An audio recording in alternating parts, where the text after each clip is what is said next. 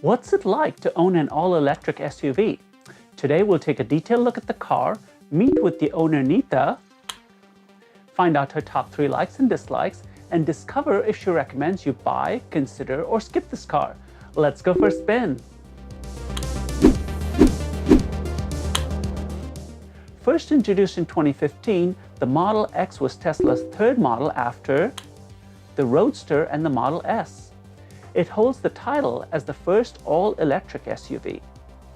At this time, its only competition is the Jaguar I-Pace, but models from Mercedes, BMW, and Audi are slated to hit the market soon. So here's what you need to know about the Model X. The front and rear motors produce a combined 329 horsepower and 387 pound-feet of torque, taking the 5,300-pound SUV from 0 to 60 in a breathtaking 4.9 seconds, or 2.9 seconds if you get the top-of-the-line P100D model. With the 90 kilowatt-hour battery, the Model X has a range of 257 miles. While impressive for an electric vehicle, it still falls short of being able to go on longer trips.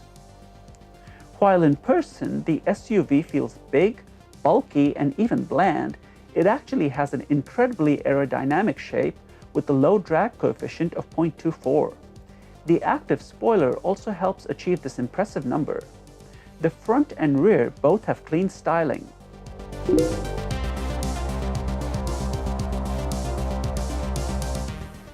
Inside, the cabin is spacious and roomy. A lot of that feeling has to do with the expansive glass roof. Seats are finished in textile fabric with leather surround. Seating is 7 in 3 rows, and even the last row has good headroom. In addition to the instrument cluster, the dashboard is dominated by the 17-inch touchscreen from which you control many of the car's functions. Tricks and tech features abound. There's the Falcon Wing doors,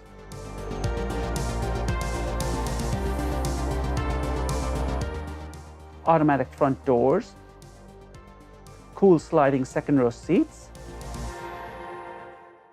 the famous autopilot, collision warning and braking, and this, the Christmas dance.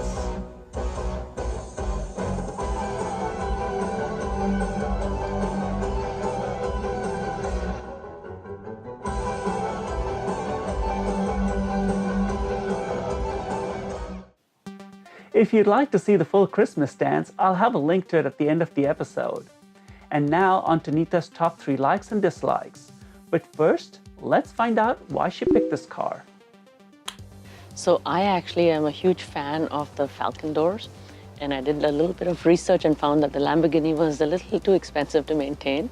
And I have a big family and I love 7-seaters. So when I found a 7-seater that had Falcon doors, the answer was pretty easy. So my first like is I love the pickup of the car. I think it's just phenomenal. You just take off and it drives really well. It's very smooth and quiet. My second like is actually technology. The technology is incredible. I have slacker music with no ads in between. I have a reverse camera that's really high quality. I have a huge display that gives me the GPS with the old eyes that I have. I really need that. I have the summon feature. I have 7 heated car seats with all 3 different degrees of heating. So the technology to me is just phenomenal. So my third like is actually the Falcon wings. It just makes me feel like I'm in a spaceship. It's just amazing. My first dislike is the fact that I think the car is in the early innovative phases. So it actually has some technology glitches. There'll be times when I'll be in a hurry and I'll step inside and it's unable to actually power on as quickly as I'd like for it to. And so I have to wait a little bit. And then sometimes I have to step in and out of the car to turn it on and off before it actually takes off. My second dislike is actually the fact that I have range anxiety. So every time I'm actually going on a long trip, I feel like I need to, be able to have a charging station that I'm thinking about and where I'm going to charge it up. So I'm a little bit of a conservative risk mitigation type. So My third dislike is the lack of color choices. So I got the best color, which is, blue, but I would have loved a lighter blue instead of a darker blue. Here are a few highlights from the rest of our chat.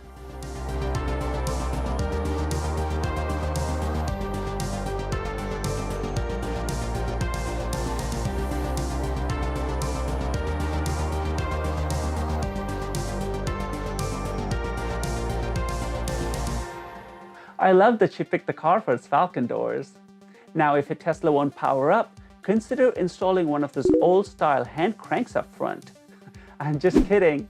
Now, before we get to Neeta's recommendation, here's a little bit about this show. We don't pay the drivers on this show for their opinions. Instead, to thank them, we make a donation to a nonprofit charity of their choice. You can thank them by clicking on the like button below. If you'd like to be on the show, please reach out. And now, let's find out if Neeta recommends you buy, consider, or skip this car. If you're a technology lover, I think you should absolutely buy. But if you're risky on the technology side, I would say you should consider it and lease it and see if you like it or not. And there you have Neeta's recommendation. We'd love to hear from other Model X owners. Let us know your likes, dislikes, and recommendation in the comments below. Subscribe and see you soon.